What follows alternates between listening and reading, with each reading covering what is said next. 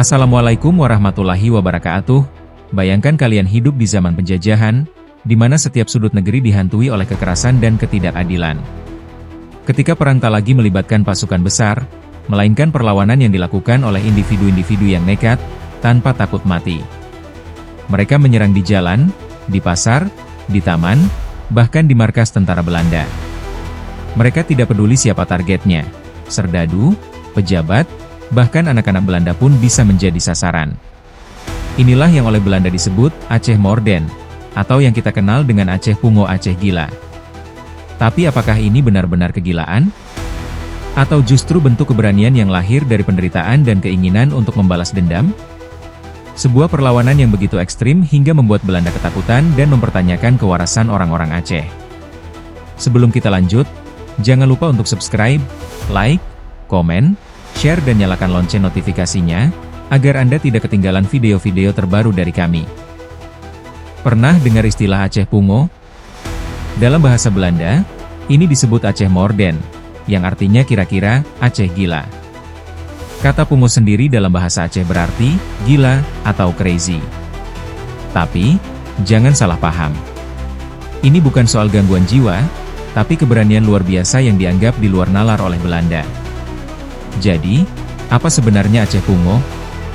Ini adalah bentuk perlawanan rakyat Aceh yang berbeda dari perang biasa. Kalau biasanya perang dilakukan secara berkelompok, Aceh Pungo dilakukan secara individu. Seorang pejuang Aceh, dengan tekad mati syahid, menyerang Belanda tanpa takut mati. Siapapun bisa jadi target, tentara, pejabat, bahkan perempuan dan anak-anak Belanda. Serangannya terjadi di mana saja, di jalanan, pasar, taman, bahkan di markas Belanda sendiri. Bagi Belanda, ini adalah sesuatu yang menakutkan. Bayangkan, mereka datang ke Aceh dengan senjata modern, pasukan terlatih, dan strategi perang. Tapi dihadapkan pada lawan yang tidak takut mati dan bisa menyerang kapan saja, mereka justru gemetar. Sebutan Aceh Pungo pertama kali dipopulerkan oleh seorang peneliti Belanda bernama R. Akern. Istilah ini muncul dalam catatan sejarah panjang perlawanan Aceh terhadap Belanda, terutama dalam fase paling brutal dari konflik yang berlangsung sejak tahun 1873 hingga awal abad ke-20. Saat itu, perang antara Belanda dan Aceh belum juga berakhir meskipun telah berlangsung puluhan tahun dan menelan banyak korban di kedua belah pihak. Belanda yang frustrasi karena tidak mampu menundukkan Aceh dengan strategi perang konvensional akhirnya mengambil langkah ekstrim. Mereka membentuk pasukan elit yang dikenal sebagai Het Korps Marechaussee atau pasukan Marsose. Pasukan ini direkrut dari para serdadu pilihan. Sebagian besar diantaranya adalah pribumi yang telah dilatih secara khusus oleh Belanda. Tugas mereka adalah memburu para pejuang Aceh hingga ke pelosok-pelosok wilayah, menggunakan taktik kejam dan tanpa ampun. Keberadaan Marsose ini memperparah situasi, membuat perlawanan Aceh semakin sengit. Namun, meski Belanda mengerahkan pasukan terbaik mereka tetap menghadapi serangan yang tidak terduga dari para pejuang Aceh yang menjalankan aksi Aceh Pungo. Dengan keberanian luar biasa, mereka melancarkan serangan mendadak, seringkali tanpa menghiraukan keselamatan diri. Tindakan nekat ini justru menjadi simbol perlawanan rakyat Aceh yang pantang menyerah, bahkan ketika dihadapkan pada musuh yang jauh lebih kuat dan bersenjata lengkap. Pasukan Aceh memberikan perlawanan sengit dengan menghadang arus penyeberangan tentara Belanda. Dengan keberanian luar biasa, mereka bertempur habis-habisan di garis pertahanan, menghadapi musuh yang memiliki persenjataan lebih modern dan lengkap. Meski Belanda terus maju dengan meriam, senapan, dan strategi perang mereka, pejuang Aceh tidak gentar. Di medan pertempuran, seringkali terjadi duel satu lawan satu. Prajurit Aceh, bersenjatakan kelewang yang tajam, melawan tentara Belanda dalam jarak dekat. Perlawanan ini membuat pasukan Belanda kewalahan, karena dalam pertarungan jarak pendek, senjata modern mereka tak lagi efektif. Namun, dengan jumlah pasukan yang lebih banyak, perlengkapan yang lebih maju, dan strategi yang lebih terorganisir, Belanda terus menekan pertahanan Aceh dan perlahan-lahan mendesak pasukan pejuang. Untuk mempercepat penaklukan, Belanda membentuk pasukan khusus Het Korps Marechaussee atau Marsose. Pasukan ini terdiri dari serdadu pilihan yang memiliki keberanian, disiplin, dan semangat tempur tinggi. Tugas utama mereka adalah memburu, melacak, dan menghabisi para pejuang Aceh hingga ke pelosok-pelosok daerah. Setiap pejuang yang tertangkap langsung dieksekusi atau jika beruntung, diasingkan keluar Aceh. Meski Belanda mengerahkan segala upaya, semangat perjuangan rakyat Aceh tak pernah padam. Mereka terus melawan, dengan atau tanpa pasukan besar, bahkan dengan cara-cara nekat yang dikenal sebagai Aceh Pungo, menjadi momok yang menakutkan bagi tentara kolonial. Belanda berharap bahwa dengan menerapkan kekerasan brutal, rakyat Aceh akan takut dan menghentikan perlawanan. Namun, kenyataan justru berbicara sebaliknya.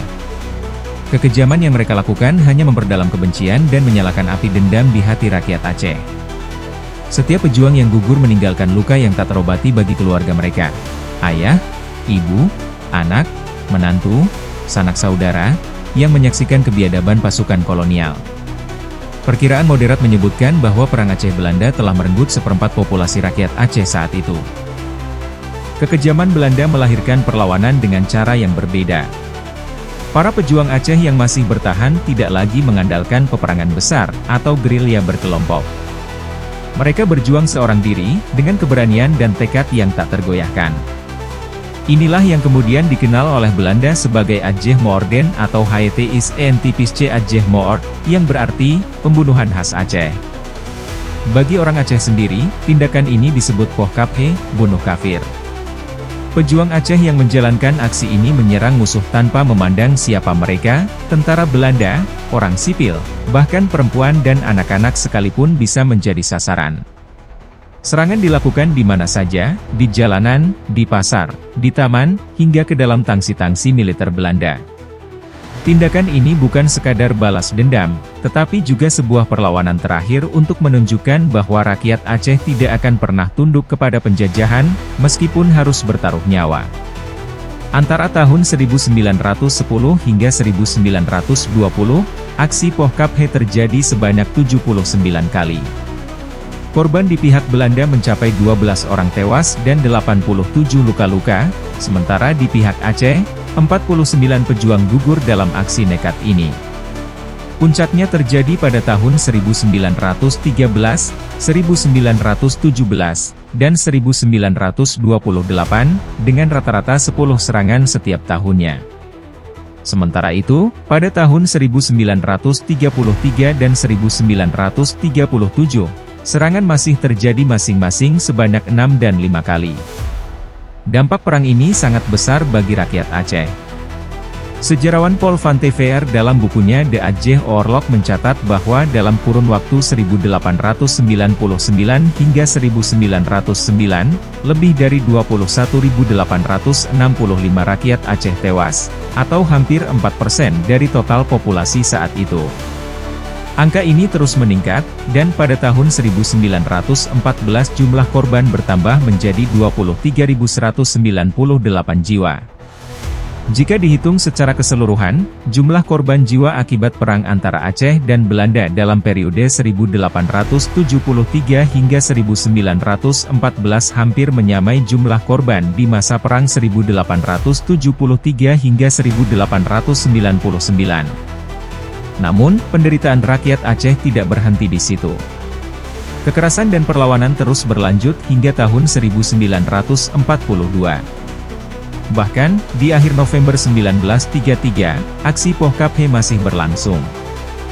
Dua anak-anak Belanda yang sedang bermain di Taman Sarikutaraja, kini Banda Aceh, menjadi korban serangan pejuang Aceh.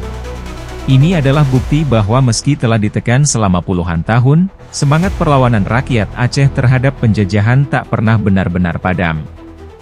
Pembunuhan khas Aceh bukan sekadar tindakan tanpa arah, melainkan bentuk spontanitas rakyat yang sudah lama tertekan oleh kekejaman pasukan Marseille Belanda. Aksi ini lahir dari semangat perang sabil, dengan keyakinan kuat untuk Poh Kaphe, membunuh penjajah kafir. Selain itu, ada juga dorongan spiritual yang tinggi, keinginan meraih mati syahid di jalan perjuangan. Bagi rakyat Aceh, membalas dendam terhadap kebrutalan Belanda adalah suatu kehormatan, yang dalam bahasa Aceh disebut tueng bila, sebuah prinsip yang mencerminkan betapa berkobarnya semangat perlawanan mereka. Serangan nekat yang terus terjadi membuat Belanda tidak bisa merasa aman di Aceh. Para pejabat yang ditugaskan ke Tanah Rencong harus berpikir berkali-kali sebelum menerima tugas. Banyak dari mereka yang tidak berani membawa serta istri dan anak-anaknya, bahkan memilih untuk mengirim keluarga mereka kembali ke Belanda demi keselamatan. Ketakutan akan Ajjehoorden selalu menghantui benak pejabat Belanda. Mereka sadar bahwa dimanapun mereka berada, di jalan, pasar, taman, bahkan di dalam markas mereka sendiri, ancaman bisa datang kapan saja. Keberanian rakyat Aceh yang tak kenal takut ini menjadi mimpi buruk bagi Belanda, membuktikan bahwa meski mereka memiliki senjata modern, mereka tidak bisa mengalahkan semangat juang yang mengakar di hati rakyat Aceh. Orang-orang Belanda tidak habis pikir, bagaimana mungkin hanya dengan bersenjatakan rencong yang diselipkan di balik selimut atau baju, seorang pejuang Aceh bisa dengan berani menyerang mereka, bahkan hingga masuk ke dalam tangsi Belanda. Bagi mereka, ini adalah tindakan di luar nalar, sesuatu yang dianggap gila, dan mustahil dilakukan oleh orang yang waras. Dari sinilah muncul istilah di kalangan Belanda yang menyebutnya Geke Aceh, orang Aceh gila yang kemudian berkembang menjadi sebutan Aceh Pungo atau Aceh Gila. Belanda yang tidak bisa memahami keberanian rakyat Aceh akhirnya mencoba mencari jawaban melalui penelitian psikologis. Mereka melibatkan Dr. R. Hacker, seorang penasihat pemerintah dalam urusan kebumiputraan dan Arab. Hasil penelitian ini menyimpulkan bahwa Ajjehoorden adalah gejala gangguan jiwa. Sebuah kesimpulan yang mungkin ada benarnya, tetapi juga syarat dengan bias kolonial. Sebab, dalam tindakan nekat ini, ada faktor yang tidak bisa dijelaskan hanya dengan teori psikologi Barat. Menurut Kern, perilaku rakyat Aceh ini lahir dari perasaan ketidakpuasan yang mendalam akibat penindasan Belanda. Mereka tidak bisa menerima penjajahan, dan selama darah masih mengalir di tubuh mereka, perlawanan akan terus berlanjut. Ini bukan kegilaan, melainkan bukti bahwa semangat juang rakyat Aceh tidak bisa dipadamkan dengan kekerasan. Salah satu korban terkenal dari Aceh Pungo adalah Letnan Kolonel Overste Schepens, seorang peneliti ternama tentang Aceh. Ia telah bertahan dari berbagai pertempuran di hutan belantara Aceh dan selamat meskipun mengalami luka-luka berat. Namun, ironisnya, nyawanya justru melayang akibat tikaman rencong dalam sebuah kejadian tak terduga. Saat itu, ia sedang memimpin sidang pengadilan kecil di Sigli, ketika tiba-tiba seorang ula balang bernama Titeu menyerangnya dengan rencong. Serangan mendadak itu begitu fatal hingga Schepens tewas di tempat. Tak lama kemudian, ula balang Titeu pun langsung dihujani serangan oleh agen-agen polisi Belanda yang berjaga di sekitar lokasi sidang dan tewas seketika. Selain Schepens, korban lain dari Aceh Pungo adalah Schmidt, seorang pejabat Belanda yang juga tewas di Sigli pada tahun 1913. Kematian mereka semakin menegaskan betapa berbahayanya Ajjehoorden bagi Belanda, sebuah fenomena yang mereka anggap sebagai kegilaan orang Aceh. Namun, bagi rakyat Aceh, tindakan ini bukan sekadar kegilaan, melainkan bentuk perlawanan nekat terhadap penjajahan. Mereka tidak memilih target secara spesifik. Siapapun yang berafiliasi dengan Belanda, baik itu serdadu, pejabat, perempuan, bahkan anak-anak, bisa menjadi sasaran. Serangan ini terjadi di mana saja, di jalan, di tangsi, atau bahkan di taman-taman. Semua ini adalah luapan kebencian dan dendam mendalam atas kekejaman Belanda dalam Perang Aceh, terutama bagi keluarga para pejuang yang telah menjadi korban kebrutalan kolonial. Korban Aceh Pungo tidak selalu orang Belanda. Terkadang, siapapun yang dianggap bagian dari kolonial, termasuk bangsa kulit putih lain, bisa menjadi sasaran. Salah satu korban di Sigli adalah seorang turis wanita asal Amerika Serikat, Mrs. Mary Warren. Ia sebenarnya datang ke Aceh untuk mencari bahan menulis buku Foreign Country Through Foreign Eyes dan telah dijanjikan pelayanan terbaik oleh Schepens. Namun, nasib berkata lain. Ia menjadi target serangan karena dikira sebagai orang Belanda, menunjukkan betapa dalamnya kebencian rakyat Aceh terhadap para penjajah. Kisah lain yang tak kalah dramatis adalah kematian Kapten Charles Emile Smith, Komandan Divisi 5 Korps Marsose di Loksukon. Pada pagi cerah tanggal 10 Juli 1933, Smith sedang mengawasi latihan militer anak buahnya. Saat ia hendak meninggalkan lapangan, seorang pria Aceh lewat di hadapannya dan memberi salam hormat khas Aceh, atau yang dikenal dengan tabek. Smith, tanpa curiga, membalas salam itu. Namun, secepat kilat, pria itu menarik rencongnya dan menghunjamkan ke tubuh sang kapten. Smith terhuyung dan segera ditolong oleh beberapa serdadu, lalu dibawa ke rumah sakit. Namun, luka yang dideritanya terlalu parah. Ia tak tertolong dan akhirnya tewas. Kini, namanya hanya tinggal kenangan, menjadi salah satu penghuni Peucut, kompleks makam Belanda di Aceh. Kisah-kisah seperti ini menambah panjang daftar korban Aceh Pungo, sebuah aksi nekat rakyat Aceh yang lahir dari luka dan dendam akibat kekejaman penjajahan. Menurut catatan Belanda, orang yang menikam Kapten Smith di Lok Sukon adalah seorang pria bernama Ahmad Leupon. Ia digambarkan sebagai seseorang yang sudah jemu untuk hidup, dan mencari mati syahid. Namun, setelah aksinya, ia langsung tewas di tangan serdadu Asa Baoek, yang karena keberaniannya membalas serangan itu, dianugerahi bintang salib perunggu oleh pemerintah kolonial. Belanda kemudian mencoba mencari penjelasan ilmiah atas fenomena Aceh Pungo. Mereka menganggap para pelaku sebagai orang-orang yang mengalami gangguan mental. Akibatnya, pemerintah kolonial mendirikan rumah sakit jiwa di Sabang untuk menampung dan mempelajari kasus-kasus ini. Dr. Latumenten, yang menjabat sebagai kepala rumah sakit, melakukan penelitian terhadap para pelaku Aceh Pungo yang selamat. Pemerintah kolonial berharap penelitian ini akan membuktikan bahwa tindakan mereka berasal dari penyakit kejiwaan atau gangguan saraf. Namun, hasil penelitian Dr. Latumenten justru membantah asumsi Belanda. Ia menemukan bahwa semua pelaku adalah orang-orang yang sepenuhnya sadar dan waras. Mereka tidak mengalami gangguan jiwa, melainkan terdorong oleh satu faktor utama, tueng bila, balas dendam. Rasa sakit akibat kehilangan keluarga, kematian sanak saudara, dan kebrutalan Belanda telah membakar amarah rakyat Aceh hingga ke titik di mana mereka rela mengorbankan nyawa demi membalas penjajah. Kesimpulan ini seharusnya menjadi peringatan bagi Belanda, kekerasan hanya akan melahirkan lebih banyak perlawanan. Tetapi, seperti sejarah mencatat, Belanda tetap bertahan dengan kebijakan represifnya hingga akhirnya takluk oleh gelombang perjuangan rakyat Aceh. Setelah menghadapi perlawanan sengit rakyat Aceh, pemerintah Hindia Belanda akhirnya menyadari bahwa kekerasan semata tidak cukup untuk menundukkan mereka. Oleh karena itu, Belanda mulai menerapkan kebijakan baru yang dikenal sebagai politik pasifikasi lanjutan, sebuah strategi yang digagas oleh C. Snow Kurgronje. Berbeda dengan pendekatan sebelumnya yang mengandalkan kekerasan brutal dan operasi militer besar-besaran, kebijakan ini menampilkan wajah Belanda yang lebih ramah. Mereka mulai mengurangi tindakan represif dan berusaha menarik simpati rakyat Aceh dengan berbagai cara. Salah satu langkah yang dilakukan adalah mengakomodasi kepentingan para pemuka adat dan tokoh masyarakat, memberi mereka kedudukan tertentu dalam pemerintahan kolonial, serta membangun infrastruktur seperti jalan, sekolah, dan fasilitas kesehatan. Dengan cara ini, Belanda berharap rakyat Aceh akan lebih menerima kehadiran mereka dan perlahan-lahan meninggalkan semangat perlawanan. Namun, di balik strategi ini, tujuan utamanya tetaplah sama, memastikan kendali penuh atas Aceh.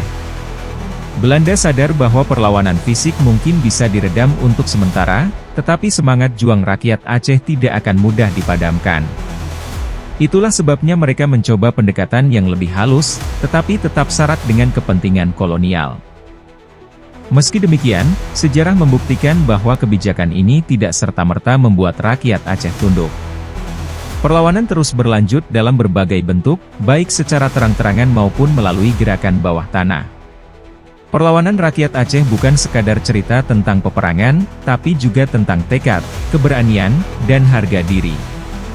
Bagi Belanda, tindakan ini adalah kegilaan. Tapi bagi orang Aceh, ini adalah satu-satunya cara untuk membalas dendam atas kehilangan mereka. Bahkan setelah bertahun-tahun berlalu, kisah Aceh Pungo tetap menjadi salah satu bab paling menarik dalam sejarah perlawanan di Nusantara. Sebuah perlawanan yang begitu berani hingga membuat penjajah gemetar ketakutan. Jadi, bagaimana menurut kalian? Apakah Aceh Pungo memang kegilaan? Atau justru bentuk perlawanan yang luar biasa? Tuliskan pendapat kalian di kolom komentar. Terima kasih sudah menonton. Jangan lupa like, komen, dan subscribe. Nyalakan lonceng notifikasinya agar Anda tidak ketinggalan video-video terbaru dari kami. serta bagikan video ini kepada teman-teman Anda agar semakin banyak yang tahu tentang sejarah Aceh yang luar biasa ini. Sampai jumpa di video berikutnya. Wassalamualaikum warahmatullahi wabarakatuh.